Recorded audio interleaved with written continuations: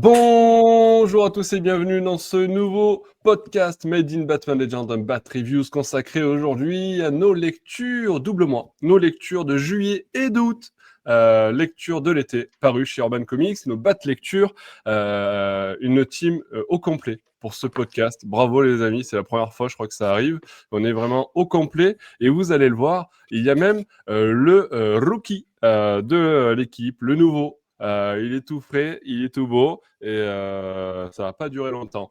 Les amis, donc moi c'est Nico et je suis accompagné par 6 autres membres de la team Batman Legend avec Alexandra, Salut. mais aussi Kevin, Salut tout le monde. Siegfried est là, Salut tout le monde.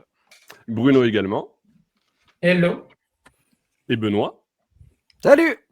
et enfin Franck est là. Salut tout le monde. Salut Franck, bienvenue dans l'équipe. Donc sous le pseudonyme Merci. de Big Kifran sur le site, Oui, mais on t'appellera oui. Franck dans le podcast, Oui, ça sera bien plus sûr. simple. Voilà. Mais Bien sûr. tu as déjà signé quelques reviews sur le site. Donc ceux qui nous lisent également ont déjà pu observer ta plume. J'annonce à nos auditeurs qu'on conclura ce podcast par une petite session bisutage pour Franck. Je vous garde la surprise. On en reparle en fin de podcast. Et vu qu'il y a pas mal de choses à dire, parce qu'on a consacré 2 mois pour ce podcast, on va commencer tout de suite, les amis, avec une première lecture, une lecture qui n'est pas passée inaperçue d'ailleurs. C'est Robin the Boy Wonder de Juniba. Et je lance du coup Alexandra sur ce récit. Oui, alors du coup, Robin the Boy Wonder, c'est par Juniba et pour le coup, c'est un Français qui vient de Montpellier, donc ça fait assez plaisir de Cocorico. voir de la patte française sur des titres propres à l'univers de Batman. Le titre aborde globalement un récit qui constitue l'identité même de Damian Wayne, donc le fils de Batman. Moi, pour la petite anecdote, c'est un des Robins, en tout cas c'est le Robin que j'aime le moins. Qui m'énerve, en fait, qui m'agace de par son ego surdimensionné et sa petite taille. Voilà, j'ai rien contre les gens de petite taille, mais il m'énerve. Avant de vous raconter un peu le récit, Juniva a réussi à me réconcilier avec Damian, ou en tout cas m'apporter un peu plus de profondeur, un peu plus de nuances sur qui il peut être. Il va aborder l'histoire de Damian et de sa relation avec son père, avec les autres Robins, mais avec sa mère évidemment et son grand-père en toute fin, comme un conte où en fait une personne est kidnappée par un voyou de Gotham. Et en fait, cette personne-là lui raconte le récit de Damian qu'il a pu rencontrer. Donc, au fur et à mesure, on comprend qui est ce personnage qui est séquestré. Et on a chaque chapitre qui va permettre de développer, avec un premier chapitre avec Nightwing et Batgirl, un chapitre avec Jason Todd, un chapitre avec Tim Drake, et je crois qu'il reste 2 ou 3 chapitres là qui revient, dont un chapitre qui revient avec sa relation avec Talia. Donc ça permet vraiment d'aborder toute l'origine story de Talia. Donc pour ceux ou celles qui la connaissent, ça peut être un peu répétitif, mais en tout cas dans la manière graphique dont il l'aborde et reste tout de même très intéressante, et avec on va dire un côté très blockbusterien à la fin qui apporte des combats et la réponse en tout cas à ces questionnements.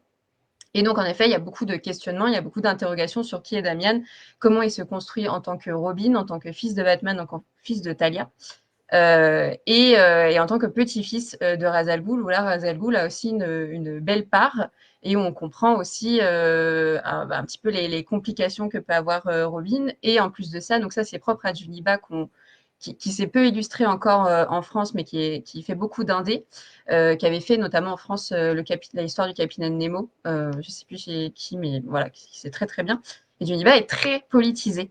C'est un auteur racisé, et donc on a vraiment une fin de comics qui aborde toute une partie politique qui est très intéressante, où je spoilerai pas là, parce qu'en tout cas la fin du comics moi m'a fait énormément du bien, apporte un vent Non, pas de spoil. Hein. de social qui fait du bien, surtout en ces temps politiques en France.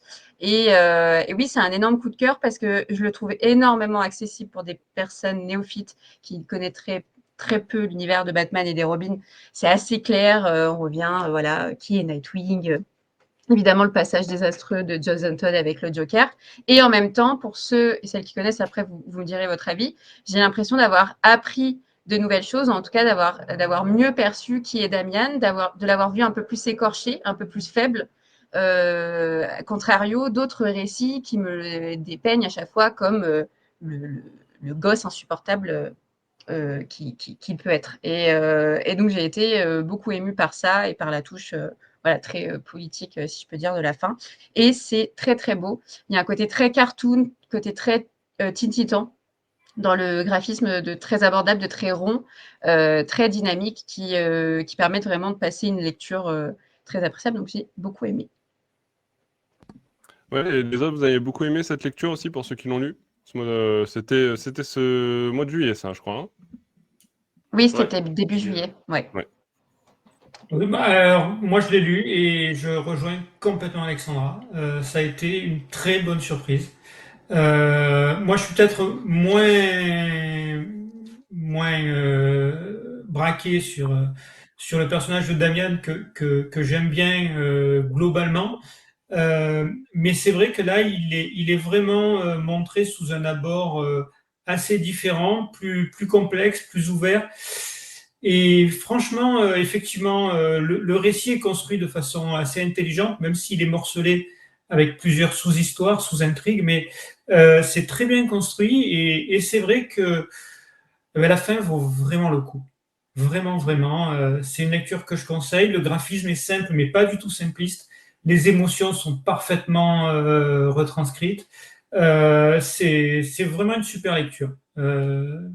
J'ai pas de risque à se lancer là-dedans.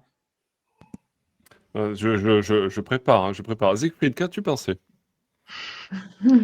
Évidemment, j'étais beaucoup moins enthousiaste. J'étais assez déçu Ah! en vrai, mais avec l'avalanche de bonnes critiques que l'album a eu, et en plus sa double édition, parce que je vous rappelle qu'il est sorti dans des éditions différentes en France, donc il y a une vraie volonté de mise en avant par Urban. En plus, dans le Black Label, avec une couverture un peu sombre, je me disais une réflexion sur Damian par un artiste complet dans le Black Label, ça va vraiment être quelque chose d'intéressant. En plus, j'aime beaucoup Johnny Barr, j'avais beaucoup aimé Monkey Meat et Mobilis, son histoire du Capitaine Nemo.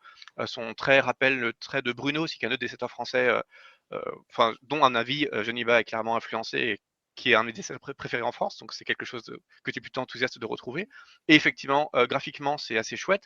Même s'il y a une cohérence graphique dans tout l'album, il y a une différence dans les types de représentation qui est très intéressante, où on passe vraiment du cartoon à des choses qui peuvent être beaucoup plus surréalistes par moment, voire inspirées de hiéroglyphes. Il y a vraiment une typologie de représentation ou de dessins orientaux qui est assez variée, qui est assez chouette et qui montre vraiment une variété de styles qui est assez impressionnante. D'autant qu'au début, le dessin peut être un peu plus pauvre avec des fonds plus enfantins, et au fur et à mesure que l'histoire se développe, on a aussi une plus grande variété de traits, c'est plus dynamique, il y a des choses aussi beaucoup plus intrigantes, voire surprenantes graphiquement, donc c'est vraiment très chouette, très joliment dessiné. On m'a dit que le dessin était clivant, bon moi je trouve pas, je trouve que c'est...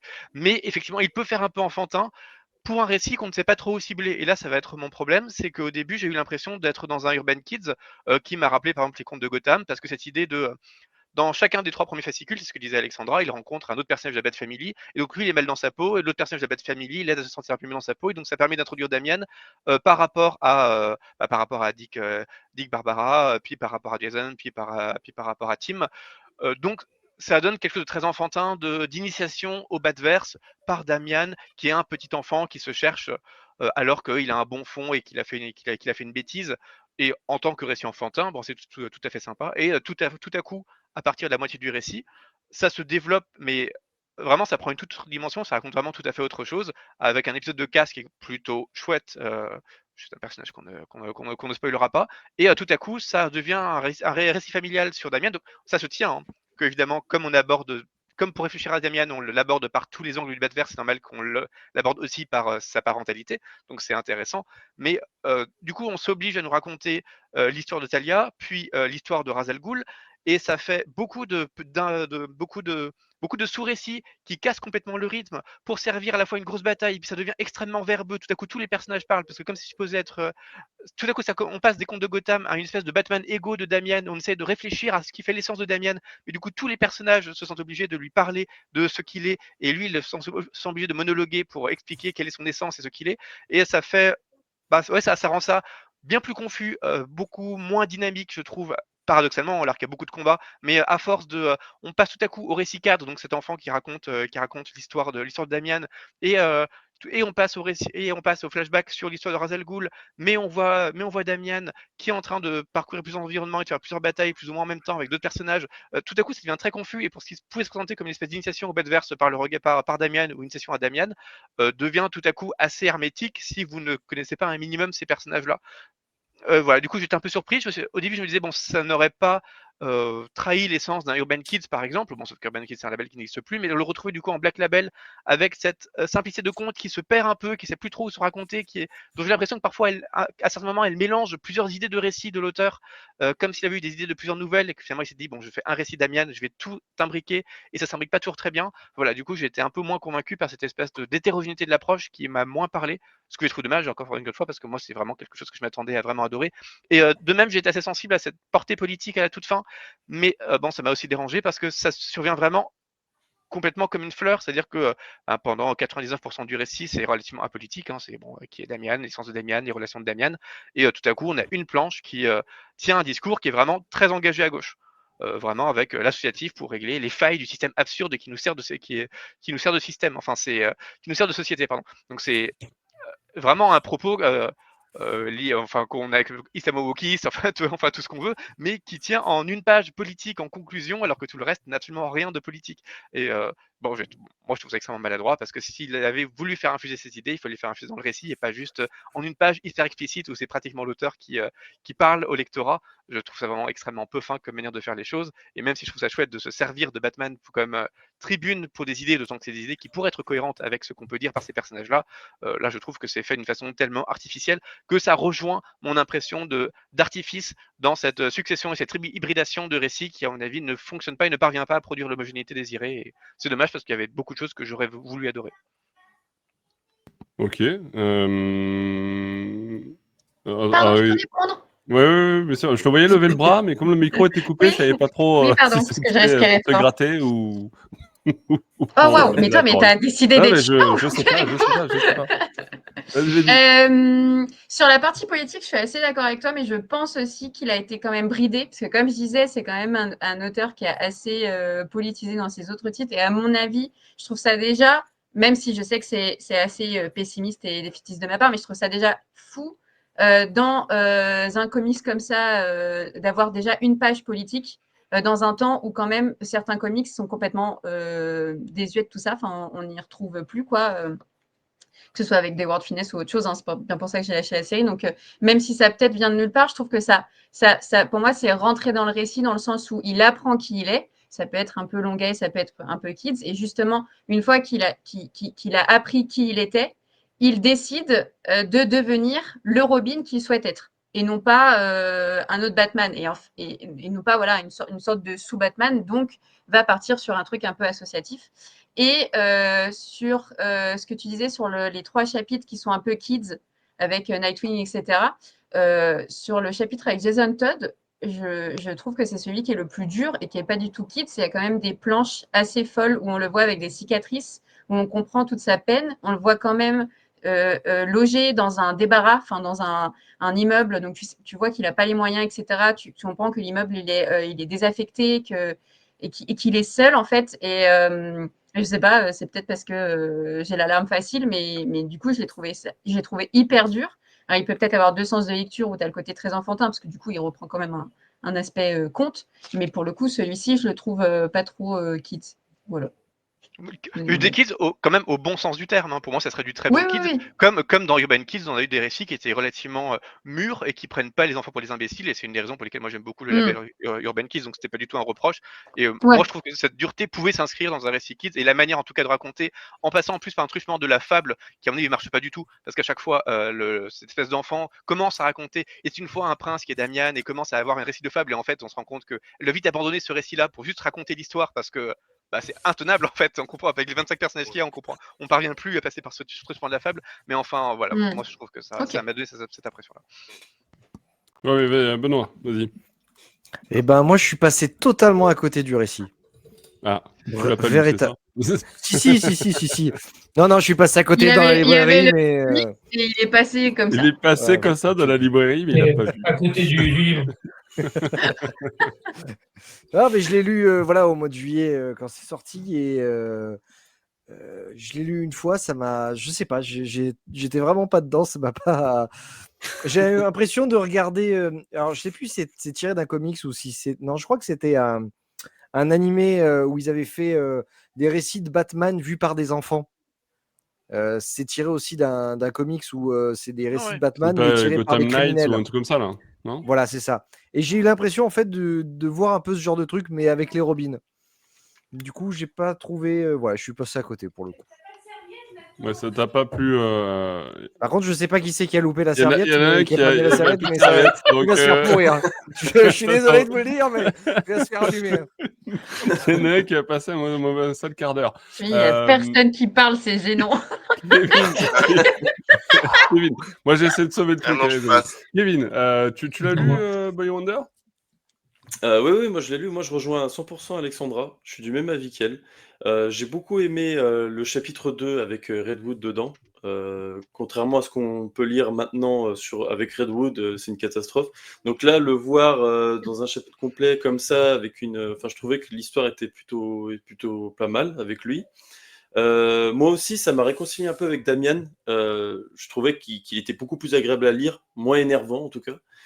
Et la fin, même moi aussi, j'ai vraiment adoré cette fin. C'est franchement des fins comme ça. On a l'habitude en ce moment d'avoir des fins bâclées et tout ça. Là, je trouvais que c'était un peu plus travaillé, un peu plus joyeux aussi. Donc non, moi j'ai beaucoup aimé ce récit. Je suis tout à fait d'accord avec Alexandra. D'autant plus que pour revenir à cette fin, en 2 mots, Vas-y. la fin tient en une page et le message tient en une page, mais quand même, il a été construit tout au long du récit. Ce message-là, il vient pas de nulle part, quoi. Il a été doucement amené par petites nuances et l'idée de cette action de qu'est-ce que le Robin de Damian, qu'est-ce que finalement l'essence de Robin vue par Damian et vue par les autres Robins.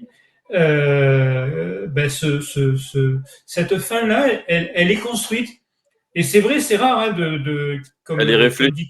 c'est vrai que tellement de fins bâclées, de trucs qui ont été finis parce qu'ils savaient pas comment finir les histoires à la Snyder, quoi, tu vois. Mais là, on sent vraiment qu'il y a eu une volonté de construire la balle un perdue, message. quoi.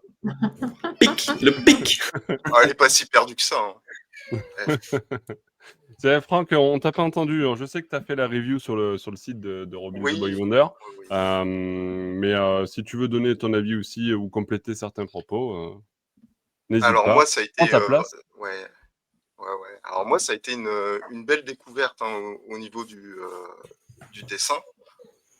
Juniba, ça a été vraiment une révélation. J'avais déjà vu quelques planches, quelques critiques sur son travail, sans pour autant me pencher dessus. Et en fait, oui, c'est vraiment tout cet univers-là, tout ce monde, couplé au bas de verse, il y a quelque chose qui m'a interpellé. Par contre, moi, contrairement à plusieurs avis, la fin, je la trouve bâclée, en fait. Elle aurait pu être amenée bien avant. Elle aurait pu être distillée bien avant, notamment lorsqu'il rencontre son grand-père et enfin voilà, ça aurait pu être apporté, et une seule planche, moi, ça me suffit pas. Et le fait aussi voilà, le côté social, quand on connaît, Damian Wayne, je trouve que ça tombe un peu comme un cheveu sur la soupe. C'est beau, hein, ça met du baume au cœur, ça donne foi en l'avenir. Mais voilà, ça arrive comme ça, sur une page. Enfin voilà, c'est triste. Mais parce que c'est triste parce que ça aurait pu être amené bien avant et le récit aurait pu être un peu plus long. Mais bon, après, enfin voilà, c'est pas un mauvais récit. Et le fait qu'il soit aussi dans le DC Black Label, je m'interroge pourquoi. Euh, En vrai, il peut être mis dans les mains d'enfants d'un certain âge sans pour autant que ça soit des adultes. Parce que le DC Black Label, il est fait pour des adultes. Alors que là, franchement, même des ados, ils comprendront le sens et les niveaux de lecture sans pour autant connaître parfaitement le bas de verse ou les enjeux politiques du monde actuel. Donc, enfin voilà. Mais pour moi, ça reste un très bon récit, un très bon dessin. C'est une belle révélation. Alors, J'espère qu'il y en pour aura d'autres de conclure, la part de Juniba. ouais, pour conclure, du coup, je vais te demander ta note sur 5. Comme ça, on va faire le global et on va voir un petit peu où on se constitue Ah, ce ok. récit. Ouais, ok. Alors, par rapport à la review, j'ai descendu un peu parce qu'après après des relectures, tout ça, mais je suis quand même à un bon 4. Un bon 4 sur 5. 4 sur 5 pour Franck. Bruno. À 4,5. Allez, 4,5. Siegfried. Quand même 3 parce que c'est beau. Allez, 3 parce que c'est beau. Alexandra. 4,5. Combien? 4,5. 4,5 pour Alexandra. Il manque Kevin. 4. 4. Et il me manque Benoît, je crois. Bah, moi, je suis passé à côté. Je vais dire un 2 parce que pour l'encre et le papier, comme il y a l'autre. Donc, ça nous fait une moyenne de 6, de 6 sur 5. De 3,6. De 3,6. Elle est où l'alerte Siegfried là pour un 6 sur 5? Il faut l'alerte Siegfried. Oui, pour 6 sur 5, il me faut une méga alerte, les amis. Mais Oui, il faut non, partager le chèque. 3,6. 3,6. En fait, j'étais en train de compter, vous étiez 6 à donner les notes. Donc, bref, 3,6, donc ça fait 3,5. 3,5 pour ce Robin the Boy Wonder par Juniba. On va essayer d'accélérer, les amis, parce qu'à ce rythme-là, je sens qu'on va faire un podcast qui va durer 4h30.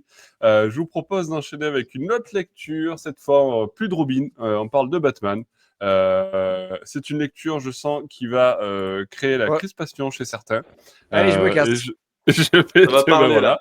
Voilà, Allez, voilà. salut. Et je vais te demander, du coup, à Franck de nous parler de ce récit. Qu'as-tu pensé, toi, de ce Batman of World? Alors, Batman Off-World. Alors, Allez, comment vas-y. dire? Bon, moi, déjà, c'est scénarisé par Jason Aaron et dessiné par Doug Mahnke. Alors, on va commencer par les dessins. Ils sont. Je sais pas si c'est bon signe qu'on commence par les dessins, mais vas-y. Ouais, voilà. Ils sont ni bons ni mauvais. Je m'explique. Doug Mahnke. Alors Manque, je sais jamais comment ça se prononce. Il a un style commun. Alors, il est connu pour avoir dessiné certaines planches, notamment de Green Lantern, Blackest Night, me semble-t-il. Des planches de la JLA aussi. Bref, il a un style, des fois, je le confonds avec d'autres dessinateurs, notamment Fabok, par certains. Alors, c'est bien, hein, c'est bien pour lui, mais enfin voilà. Pour moi, c'est du commun, alors pas du commun, on va plutôt dire du classique. Bon. Alors, bref, ça c'est fait. on va parler un peu de l'histoire. Alors, je ne sais pas si vous connaissez John Carter, hein, le film de Disney où un personnage est envoyé sur Mars. Non, non, Et, moi Disney, je ne connais pas. Ouais, non, mais c'est... C'est quoi? Enfin, c'est en gros, c'est une personne qui est envoyée sur Mars et il découvre une civilisation et il devient le meilleur d'entre tous. Un truc dans le genre. Je l'ai vu en diagonale, celui-là aussi. Enfin bref, John Carter, si vous avez envie de Il est très bien, John Carter, voir c'est le un très film. bon film.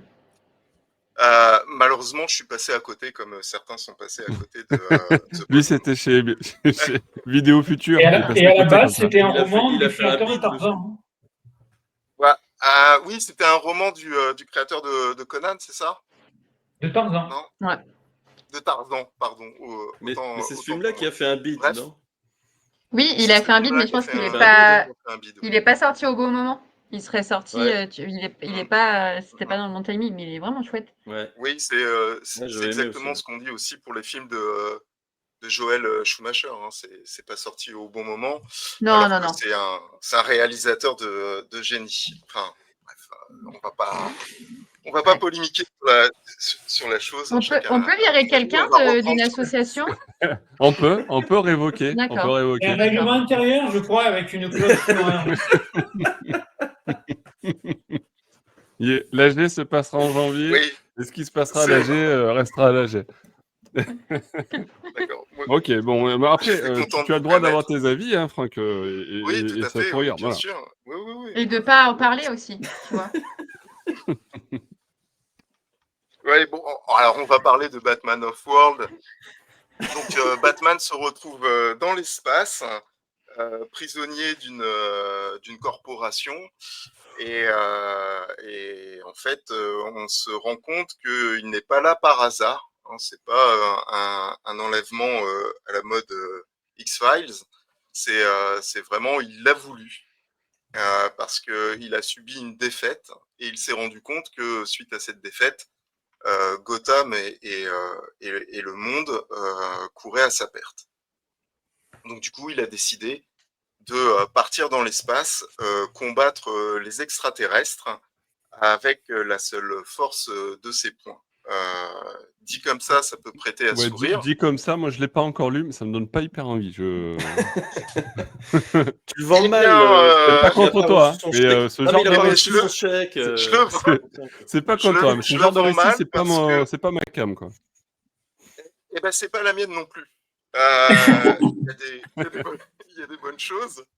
Il y a des bonnes choses, mais pas assez pour qu'on s'y intéresse. En tout cas, pas assez pour que je me dise ah c'est chouette. Il y a des bonnes choses. J'ai envie d'en parler en bien. Il y a du bon truc. Hein, mais enfin voilà, c'est du réchauffé, c'est du Batman dans tous ses excès. Enfin voilà, c'est Batman dans l'espace, mais ça reste quand même Batman.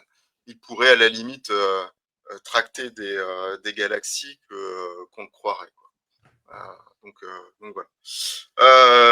Sinon, bah voilà, c'est Batman of World, un récit, je pense qu'on peut facilement ne pas continuer à regarder, à lire au bout de quelques pages.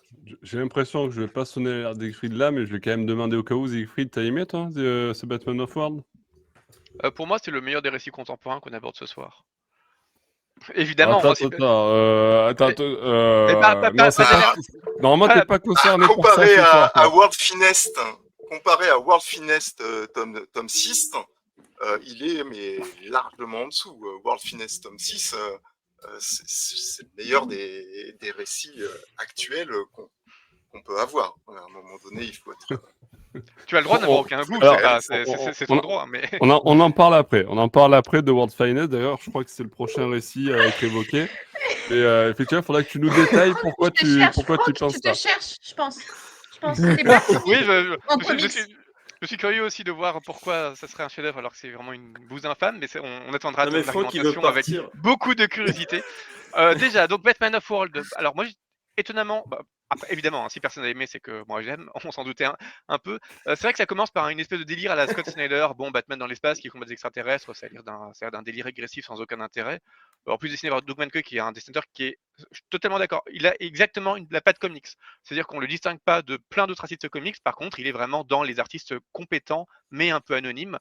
Mais il a un trait qui est extrêmement sûr, il représente très bien les différentes races extraterrestres, c'est c'est souvent exactement ça, très oui. détaillé. Compétent mais Il y a anonyme, ouais, tout à il y a fait. quelques planches qui sont cool, mais exactement comme un peu toute cette école Jim Lee, quoi. C'est un peu tous les imitateurs de Jim Lee qui ont le même style, qui est très propre, très comics avec plein de guillemets, qui est chouette. C'est exactement ce qu'on identifie au premier coup d'œil comme un style comics. Mais du coup, c'est pas, ça sort pas de la mêlée, mais c'est impossible de dire que c'est moche parce que vraiment, quand ça veut être cool, c'est cool. Quand ça veut être détaillé, c'est détaillé. Enfin, ça fait exactement ce qu'il faut, mais sans ressortir. Mais bon, ça se prête quand même très bien à une espèce de ce récit spatial parce qu'il représente très bien toute la variété d'espèces extraterrestres qu'il faut rencontrer, toutes les ambiances de combat, tout le dynamisme qu'il faut, sans aucune touche d'inventivité. Donc ça commence un peu comme un récit de James Scott Snyder. Gunn, quoi. Comment? Non, je disais un peu comme James Gunn, Ah oui. qui est bien mauvais. Ok. C'est radical, mais soit. Mais oui, non, mais tout à fait. mais je crois qu'il Après, veut on a le droit partir, d'aimer Joel puis, Schumacher et de détester James Gunn. Ça, c'est un Absolument. choix, effectivement, qui il se cherche à respecte. se faire virer, je pense. Non, mais la démocratie, ça c'est limite aussi quand même. Donc je croyais qu'on Ouais, voulait à un avancer. moment donné, il faut pas déconner non plus. Voilà. Donc je croyais qu'on voulait avancer vite. Donc ça commence à ressembler à un délire à Snyder, et puis en fait on se rend compte que c'est un peu une espèce de pendant à Superman Up in the Sky de Tom King, parce qu'on est vraiment dans l'idée d'isoler le personnage principal, de l'envoyer dans l'espace pour que vraiment il n'ait aucun contact avec aucune autre personne de son univers habituel.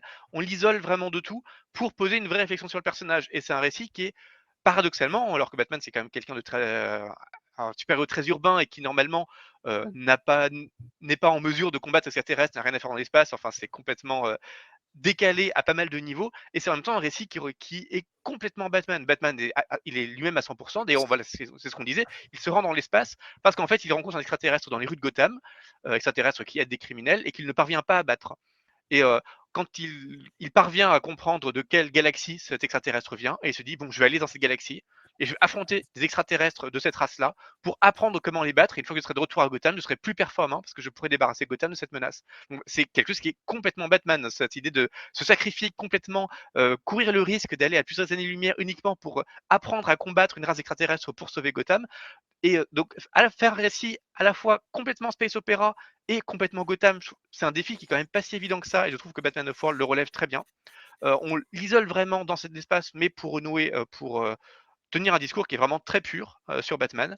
Oui, pour le coup, on a, contrairement au Robin, on a un vrai discours politique, vraiment fort, parce que effectivement, il y a cette idée que Batman va dans l'espace et donc il aide évidemment les gens qu'il rencontre, et quelqu'un lui fait remarquer que il s'oppose à des tyrans galactiques, il libère des populations esclavagisées, et puis on lui fait remarquer qu'il connaît rien aux lois et aux coutumes de l'espace. Donc finalement, ce qu'il pourrait faire, c'est un peu de l'ingérence extérieure, et c'est quand même pas terrible.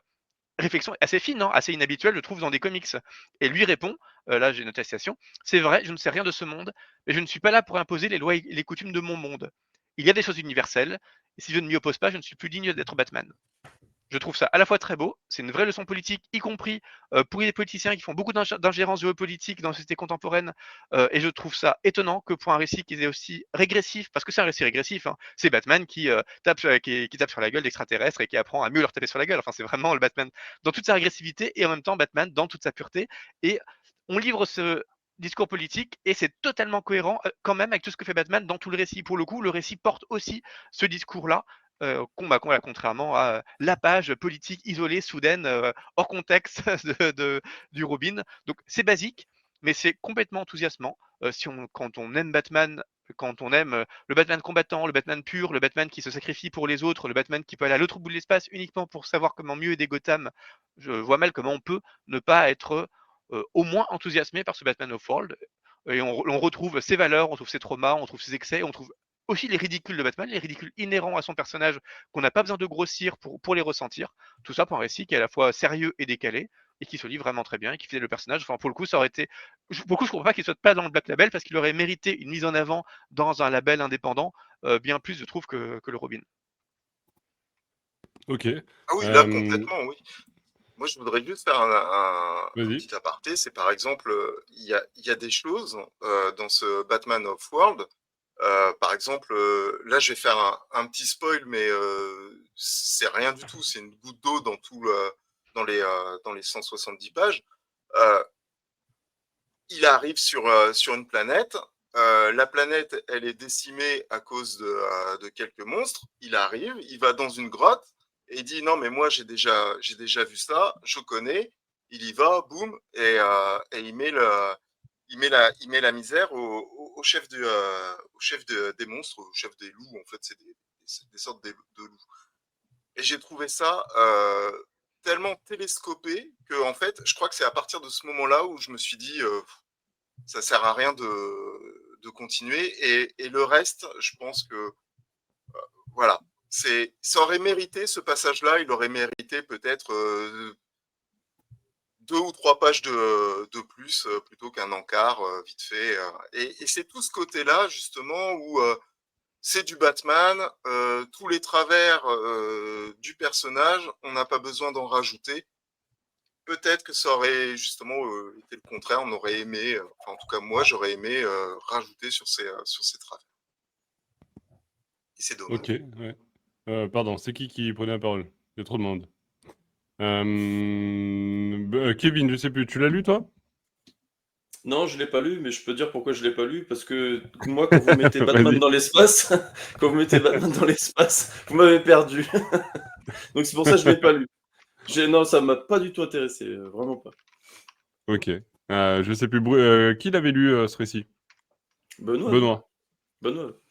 Ouais. Celui-ci, tu l'as trouvé dans ta librairie. Ah, celui-là, je l'ai trouvé, je l'ai bien trouvé. D'ailleurs, j'ai mis un moment à le lire, hein.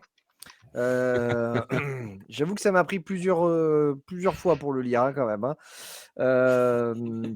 Je sais pas par où Peut-être que tu commencer. sais pas bien lire, en fait, Benoît. Exactement, c'est peut-être Ouais, ça, je ouais, pense. voilà. c'est ça. Voilà. Mm. Ouais, j'ai peut-être un petit problème de lecture, faut que je retourne en CO2 avec ma fille. Ben écoutez, je sais pas quoi dire d'autre à part je trouve ça très mauvais. Vraiment très mauvais. J'ai un Bon, moi, c'est Batman qui a clair. même pas un an, qui se barre dans l'espace, etc. Alors je comprends le truc, ils doivent s'entraîner, hein, mais qu'à un an d'existence, il laisse Gotham, je trouve ça un peu bizarre. Je pense qu'il y aurait d'autres Volontairement. super-héros qui auraient été plus intéressants dans ce genre de récit initiatique. Tu aurais pris un Adam Strange, je pense qu'il aurait été beaucoup plus dans son univers ou des choses comme ça qu'un Batman. Voilà. Pour moi, c'est vraiment pas un truc à lire. Je pense qu'il y aurait eu d'autres choses à éditer plutôt que ça. J'en reste là. Franck, tu voulais rebondir sur un truc, non? Non, c'est bon. Je disais que c'était le fait que Batman laisse volontairement Gotham pendant un an. C'est souvent quand il laisse Gotham, c'est que parce qu'il a quelque chose d'autre qui concerne la Terre et la Justice League, ou alors parce qu'il s'est fait emprisonner, enfin bref, ou qu'il a d'autres Tu veux dire que c'est pas mésaventures. forcément. Mais là, Il a des excuses plus Ouais. crédibles. Il a d'autres voilà, tout à Catwoman fait. à Là, fouetter. ouais, par exemple. Peut-être. Mais là, il part volontairement dans l'espace, alors qu'il aurait pu faire appel à d'autres personnes. Je ferais remarquer que là, on dit ça, personne n'a fait la remarque sur Superman and Piece of the Sky, alors que c'est exactement la même intrigue où Superman laisse la Terre. Alors pour beaucoup, c'est Superman, hein, il a un pouvoir d'action beaucoup plus fort. Et pareil, il laisse la Terre pour une durée indéterminée dont lui-même ne sait pas combien ça va durer pour une intrigue secondaire dans l'espace. Et pour Superman and Piece of the Sky, on comprend très bien que c'est un prétexte. Le but, c'est pas de se demander qui aurait pu y aller avec Superman, l'accompagner, le faire à sa place, pourquoi il s'isole, mais c'est juste de comprendre, tiens, c'est une méditation Superman, et on l'isole justement pour pouvoir réfléchir à lui dans toute sa pureté, sans l'imbriquer avec tout le diciverse, parce que si à chaque fois qu'on pose une interrogation sur un personnage, il faut l'imbriquer à tout l'univers. Pourquoi dans Damian Boy Wonder, il n'y a pas Superman qui vient l'aider à affronter Ra's al Ghul? Bon, c'est un peu pareil, hein, on s'en sort pas avec ces réflexions-là. Là, justement, ce sont des intrigues qui sont hors contexte, hors continuité, uniquement on saisit un prétexte narratif pour isoler le personnage et on accepte cet isolement parce que sinon aucun film, aucun comics ne s'en sort. À chaque fois, on peut se demander pourquoi il n'y a pas toute la Justice League qui vient aider tel personnage, pourquoi les X-Men ne viennent pas. Enfin, c'est un peu toujours la même chose. Et là, pour le coup, en acceptant ce postulat, bon, moi, je trouve que ça se défend, mais je trouve que le postulat, pour le coup, est assez défendable, et je trouve un peu illégitime de faire ce reproche-là. Alors, on voit très bien que c'est un prétexte et qu'on nous demande tout de suite de l'accepter. Effectivement, si on n'accepte pas ce prétexte dans les 5 premières pages, c'est pas la peine de continuer. Ça, je suis entièrement d'accord. Mais du coup, pourquoi est-ce que là, on l'accepte pas, alors qu'on voit bien que c'est un comic qui est un peu régressif, un peu volontairement débile, mais pour proposer quand même une vraie réflexion et une vraie mise en scène de Batman. Pourquoi est-ce qu'on le reproche là et on le reproche pas à Superman Up in the Sky ou à plein d'autres méditations sur des super-héros pris isolément? Et pareil, à chaque fois en les isolant de leur univers pour pouvoir réfléchir sur ce personnage. Bah, ça, on le fait régulièrement dans les comics. Je trouve ça très bien qu'on le fasse. Je trouve que le Black Label, c'est fait pour ça. Enfin, c'est une raison pour laquelle j'aime leur continuité, c'est qu'on peut vraiment réfléchir à un personnage sans penser forcément à tout ce qu'implique la continuité en termes de personnages, d'intrigue, de canon. Et là, je trouve que ça fait ça plutôt bien. Vu comme ça, oui. Après, on est peut-être aussi, enfin pour ma part, je suis peut-être un peu trop attaché au Batman terre à terre, au Batman détective, au Batman de Gotham. C'est vrai que Bon, les gars, Siegfried, Franck, prenez une chambre, faites un truc, je sais pas, moi. Mais arrêtez à un moment donné. Allez, on passe au récit suivant. Là. On va faire un spin-off lu, Batman Legend. Spin-off putain. Batman Legend, on fera ça sur une autre chaîne. Bruno, tu l'as pas lu, hein? J'ai commencé en fait, j'ai lu à peu près le premier tiers, et puis j'ai pas, en vrai j'ai pas accroché. Moi j'avais été assez fan de récits un peu annexes de Batman relativement anciens. Je me souviens de Batman versus Predator où il y avait bon, c'est un crossover, c'est le prototype crossover où il y avait la volonté justement d'ancrer dans Gotham la rencontre de Batman avec un extraterrestre. Bon, même si voilà, il des Darkseid, des trucs sur Apocalypse, etc. Il a affaire au monde extraterrestre, mais dans un cadre aussi fantastique. Ben là, j'ai eu la désagréable. En plus, il y a beaucoup de personnages. Je trouve que graphiquement, les personnages, même si le trait de Mank est tout à fait sympathique, moi, j'aime beaucoup son travail sur Batman Detective Comics, mais il y a beaucoup de personnages qu'on a l'impression d'avoir déjà vus ailleurs dans leur morphologie. Et moi, j'ai eu un peu l'impression d'être devant un crossover, mais avec Batman, avec rien en face, ou beaucoup trop de choses pour arriver vraiment à avoir une vraie intrigue, un véritable enjeu. Et du coup, j'ai pas accroché. En tout cas, c'est pas lié au graphisme, parce que le graphisme est propre, effectivement, il n'y a rien à redire. Mais effectivement, ça manque il manque une âme finalement. Ce que finalement j'avais adoré dans Boy Wonder, j'ai pas du tout retrouvé quelque chose qui puisse me permettre d'accrocher à minima là-dessus. Ok, tiens, je te demande ta note. Allez, 2. Allez, 2. Franck. on n'est pas loin, 2 aussi. Allez, 2 aussi. Benoît. Ouais, c'est un 2. Allez, 1. Ouais, allez, 2. Allez, 2. Et Siegfried. 4. Oh là, attends.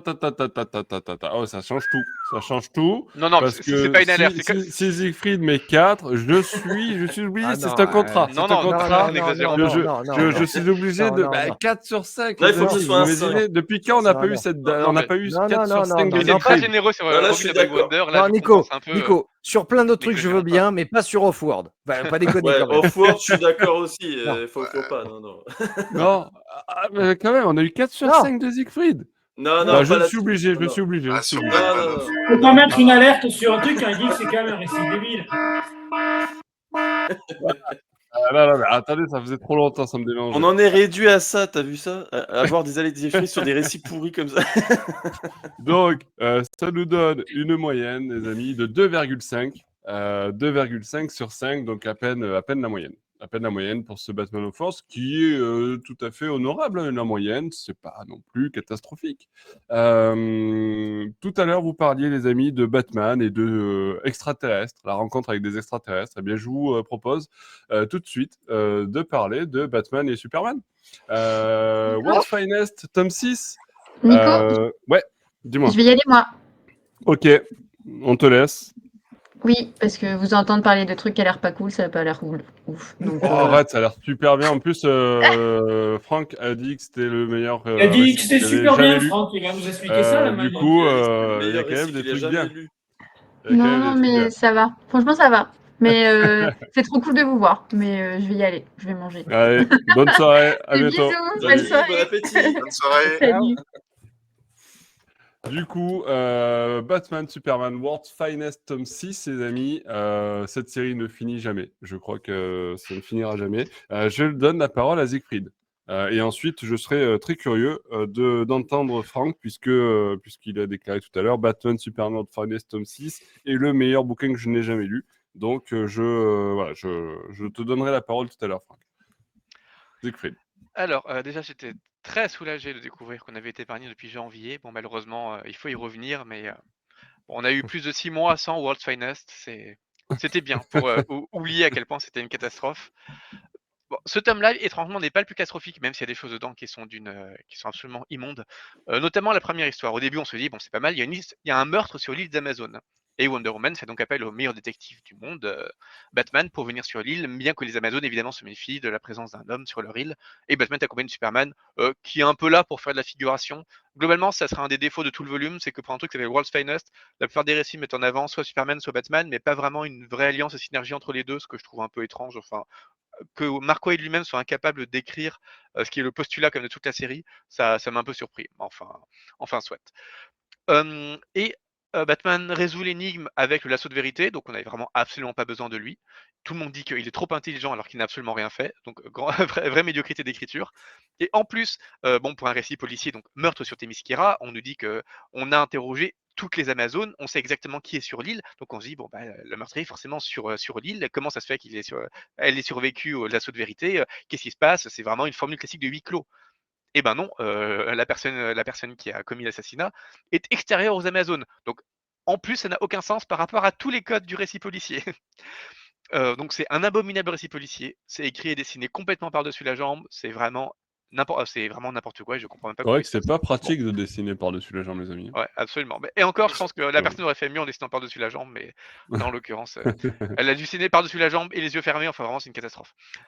Deuxième récit, c'est pas beaucoup mieux. En fait, c'est que ce qui est commun au deuxième et au quatrième récit, c'est que c'est des récits qui pourraient. Non, non, c'est quand même différent. Le deuxième, c'est une catastrophe parce que on fait intervenir un nouveau super vilain qui s'appelle Eclipso. Enfin, j'imagine que c'est un super vilain qu'on connaît dans l'univers d'ici, mais on sait pas trop d'où il vient parce que c'est Mark Waid, donc il aime faire venir des personnages qui étaient secondaires ou peut-être importants dans un comic secondaire des années 80, et là tout à coup ça devient la méga menace qui dézingue vraiment la JLA au point qu'il faut faire appel à la JSA pour venir les épauler. Donc c'est pas inintéressant. Enfin, c'est une histoire de classique d'hypnose ou Eclipso. Je sais pas quoi. Il fait ressurgir le mauvais côté des personnes et du coup il suffit de leur faire de les confronter au pouvoir de l'amour pour que ces personnes soient déshypnotisées. Du coup, le problème c'est que c'est vraiment une méga menace. Enfin, vraiment, ils zombifient toute la Justice League. Ils ont l'air de pouvoir zombifier le monde entier. Ils ont l'air de pouvoir en claquant des doigts détruire le monde. Donc comment ça se fait déjà qu'un super vilain qui est aussi important soit relégué? Je crois que c'est dans 3 fascicules de Batman Superman World's Finest au lieu d'être le nouveau super vilain de tout un run.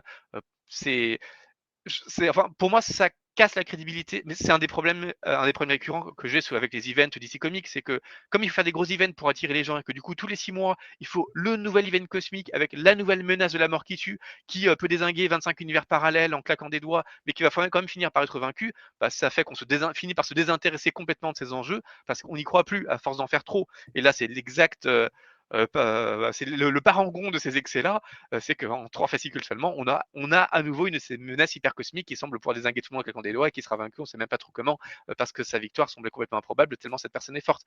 Il y a une seule idée qui est pas mal, c'est que comme la JLA et la JSA coexistent, la JSA est jalouse de l'importance qu'a pris la JLA et du fait que plus personne ne fait appel à la société de justice. Avouez que c'est une idée intéressante. Pour le coup, c'est une idée qui aurait pu porter tout un run parce qu'il y a vraiment quelque chose à en dire. Mais en fait, c'est évoqué sur une demi-page, on n'en parle plus ensuite, et en plus, c'est évoqué sous le couvert de l'hypnose méchante, donc ça n'a vraiment aucun intérêt.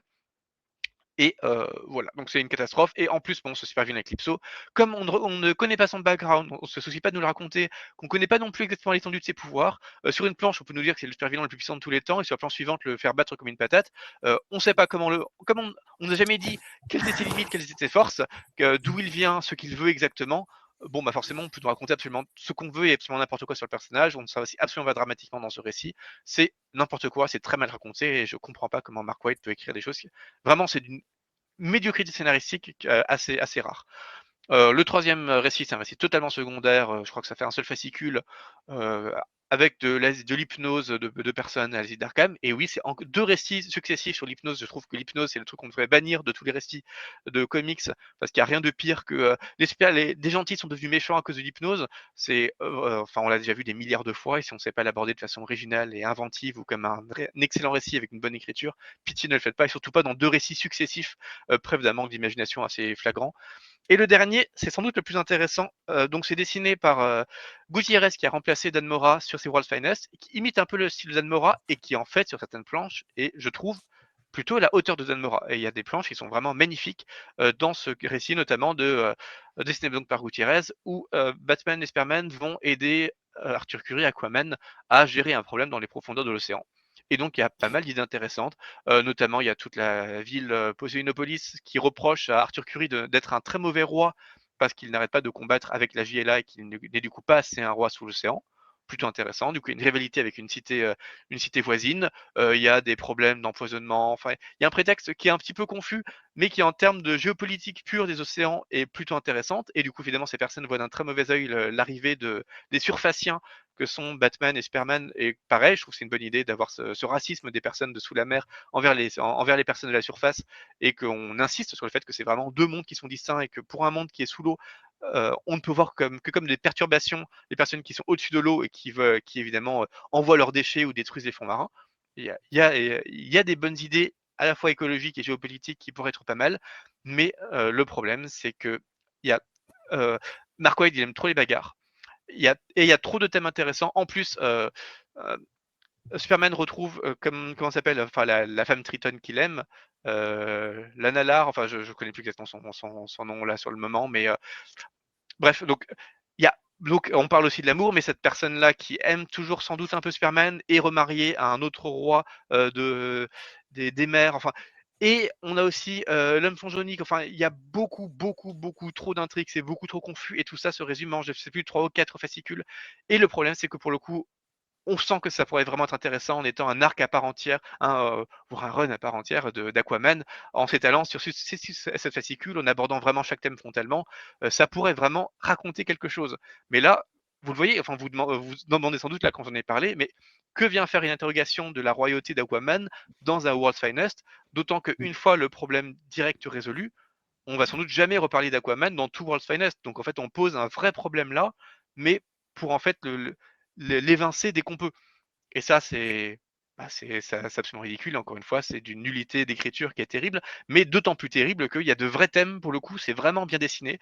Il y a vraiment quelque chose qu'on aurait pu faire, mais je ne sais pas pourquoi Wade insiste à une intrigue qui aurait pu être relativement simple, rajouter de la confusion entre des personnages, rajouter des enjeux, et au lieu de produire quelque chose de riche, donne cette impression de précipité et de confusion qui fait que c'est mal écrit, avec malgré tout ce triste sentiment de potentiel.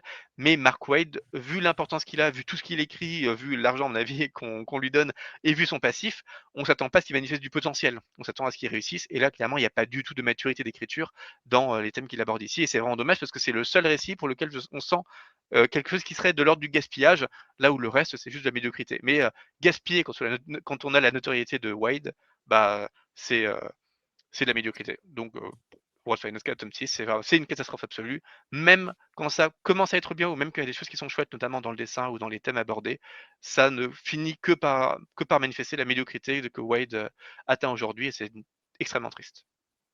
Alors après l'argumentaire de Siegfried, je suis curieux d'entendre du coup l'argumentaire de Franck qui nous a dit tout à l'heure que c'était le meilleur bouquin qu'il ait lu. Je te laisse la parole, Franck.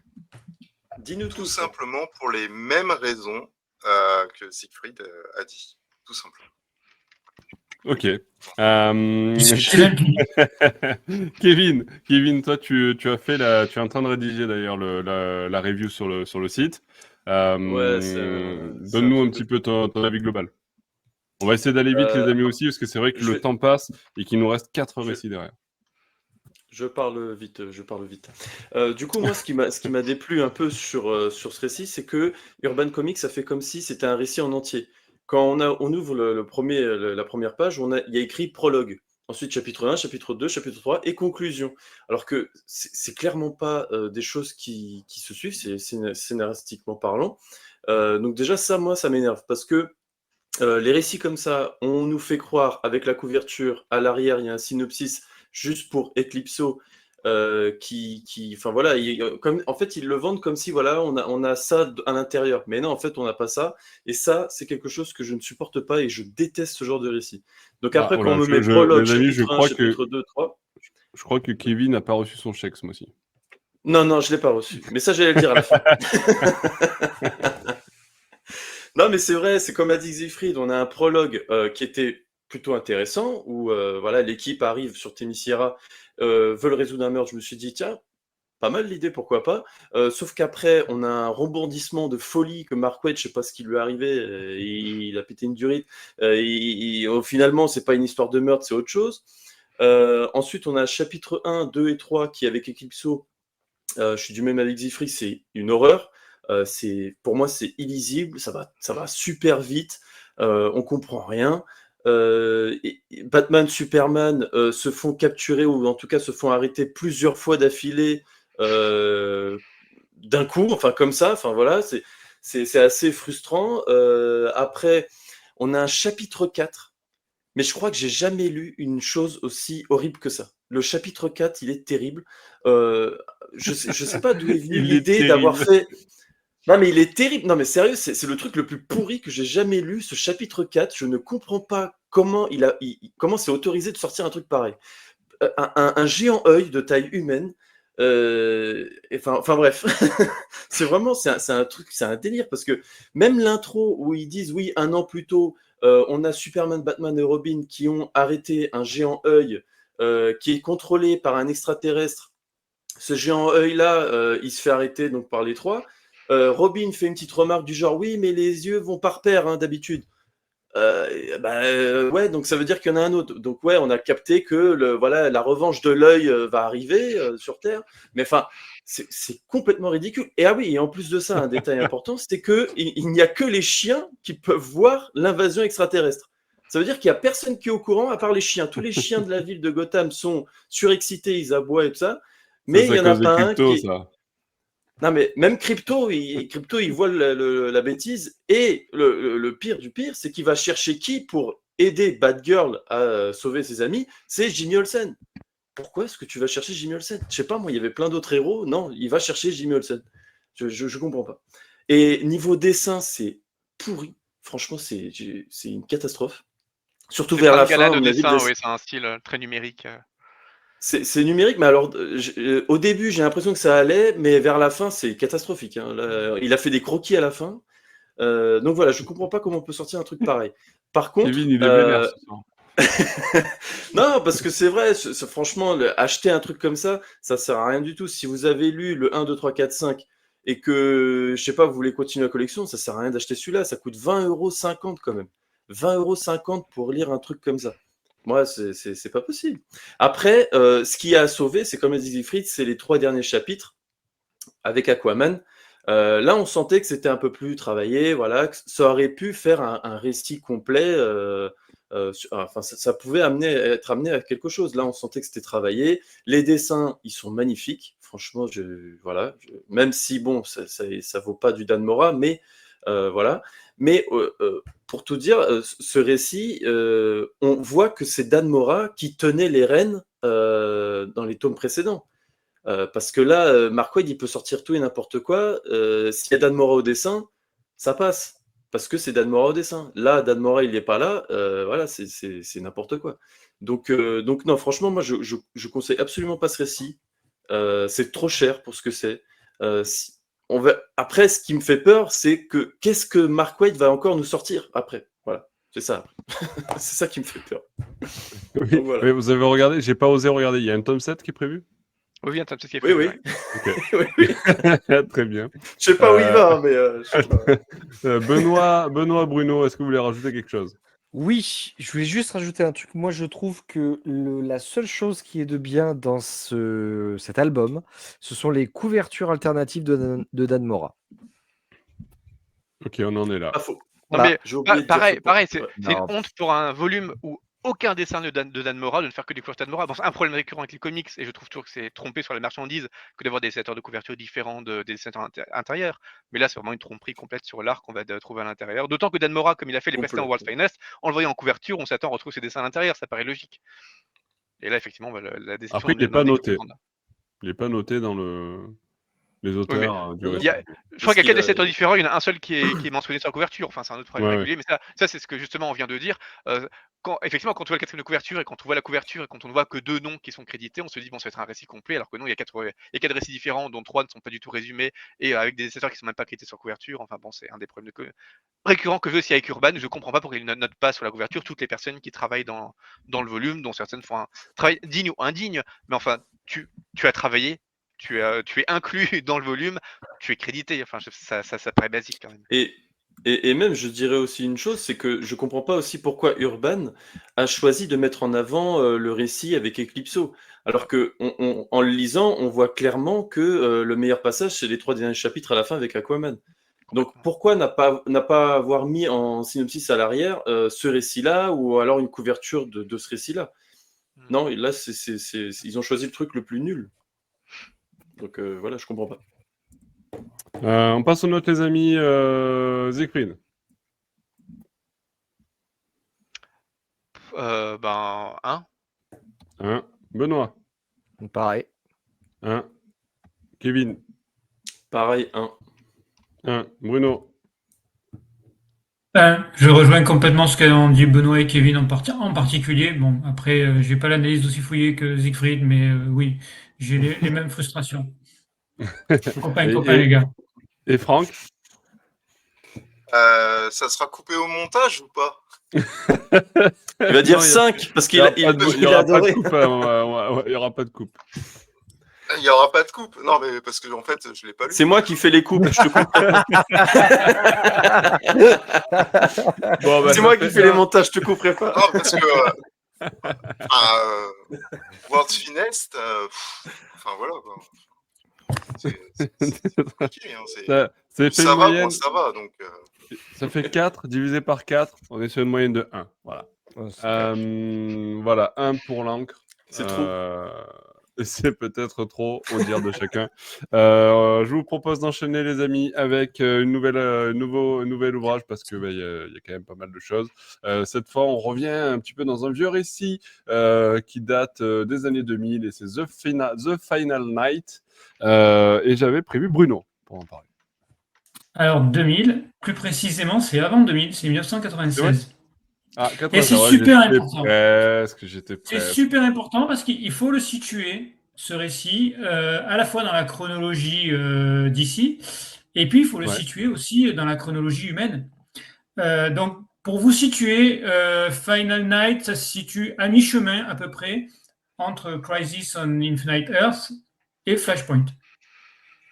Donc, on est à peu près sur ce ventre-là, et c'est 1996. Donc 1996, ça a plusieurs caractéristiques. On est encore sur les héros bruns ont les cheveux bleus. Voilà, c'était comme ça qu'on représentait les bruns, ils avaient les cheveux bleus. C'est l'ombre, l'ombre elle est bleue. Voilà, on n'en est pas encore totalement sorti. Il y a une autre caractéristique, donc j'ai regardé la finale de l'OM Milan AC. 93. C'était 80. Combien? 13. 13. Là, on est en 96. Chris Waddle, on est encore sur la coupe mulet.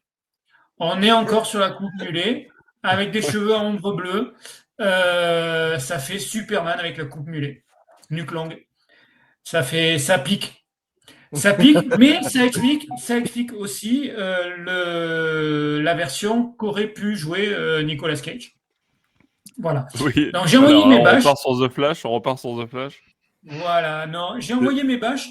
Tout ça pour dire que au premier abord, ça fait peur. Mais en fait, c'est pas inintéressant.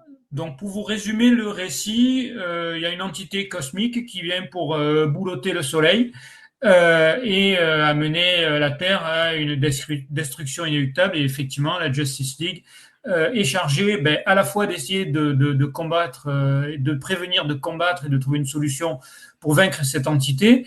Et en parallèle, ce qui est d'ailleurs la partie, à mon sens, la plus intéressante du récit, essayer de gérer la panique qui s'empare de l'humanité.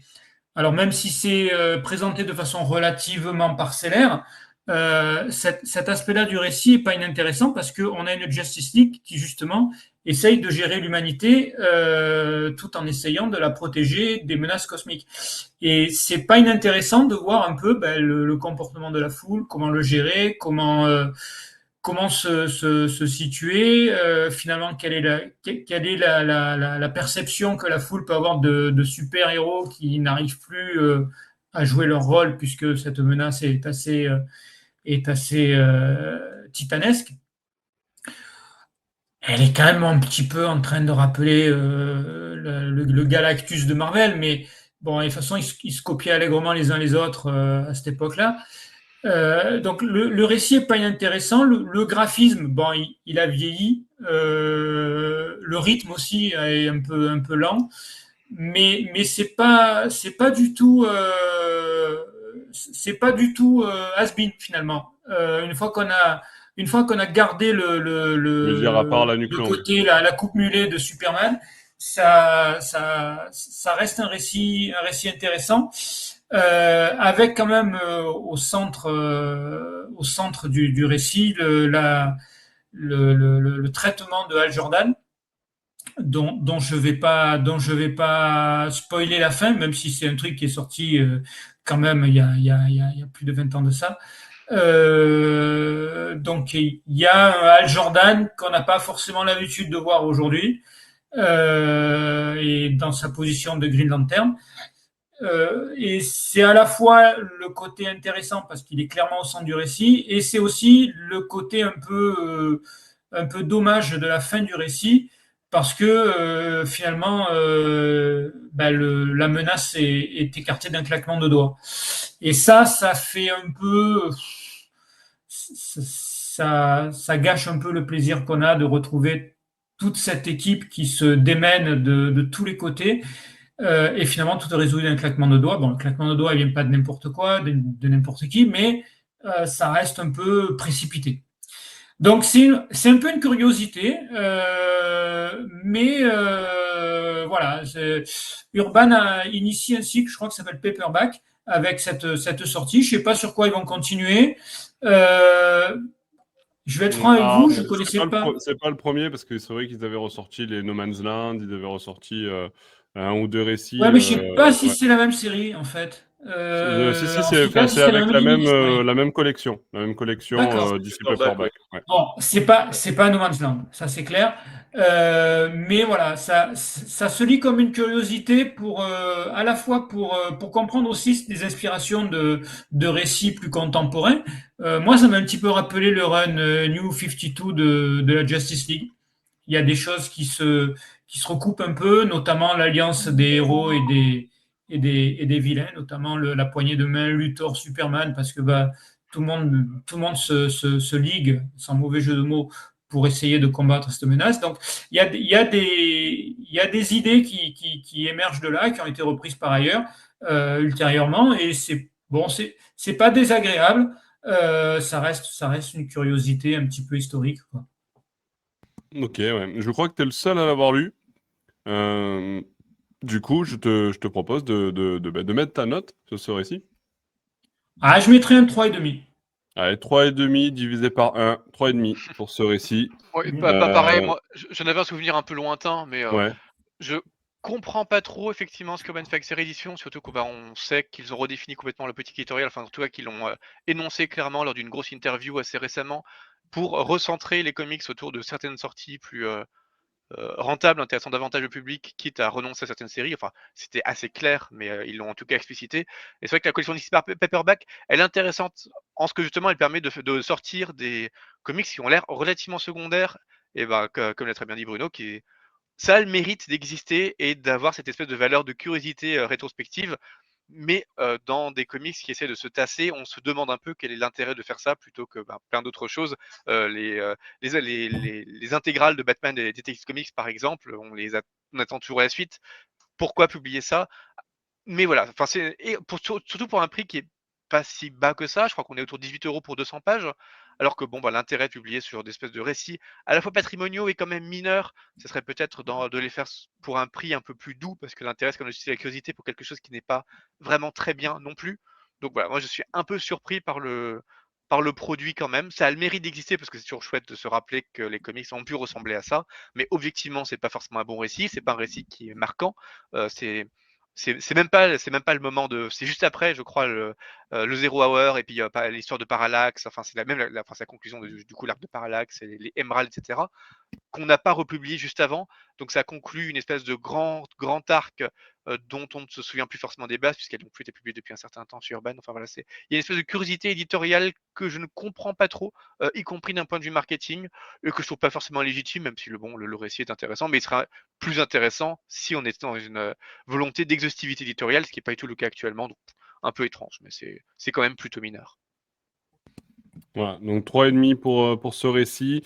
Et du coup, je vais donner la parole à Benoît pour nous parler d'un autre récit qui est sorti lui aussi sous le format DC Paperback. C'est Justice League, la saga de Red Tornado. Oui, effectivement. Moi, il faut que je vous dise au revoir ce soir. Ah, salut J'ai Bruno. des obligations familiales. Donc, ciao la team et ciao tout le monde. Salut. Salut. Ciao. Donc la saga de Red Tornado, c'est également sorti dans la collection Paperback qui, voilà, comme tu disais Siegfried, qui revient sur des sagas, alors majeures ou un peu moins, de tout ce qui est de tous les personnages de DC. Ici, on revient sur un récit qui n'avait plus été publié depuis longtemps, au moins 15 ans, je pense.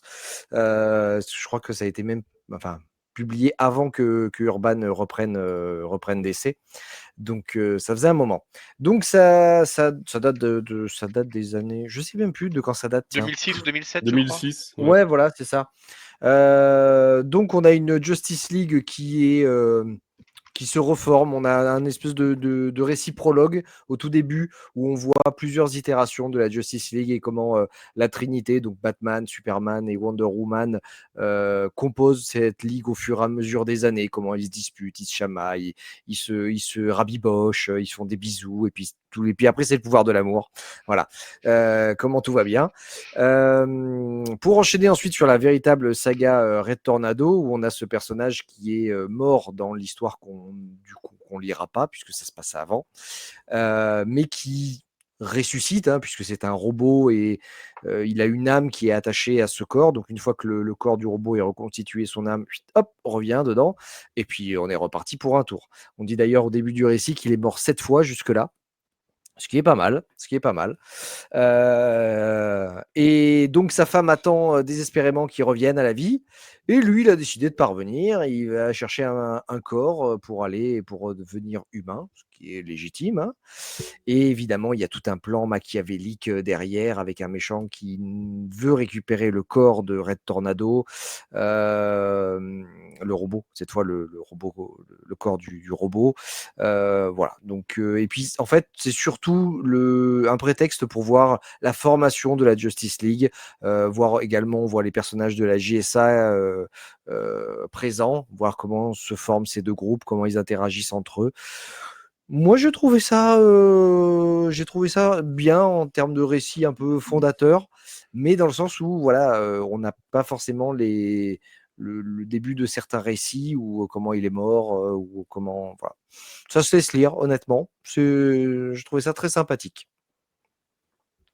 Ok, je crois que Franck l'a lu aussi. Alors, je l'ai lu, mais il y a longtemps. Il me semble que c'était chez Panini en mensuel. C'était un récit qui promettait beaucoup. En tout cas, moi, d'après mes souvenirs, qui m'avait emballé et qui est resté un peu sur une non-fin. Voilà.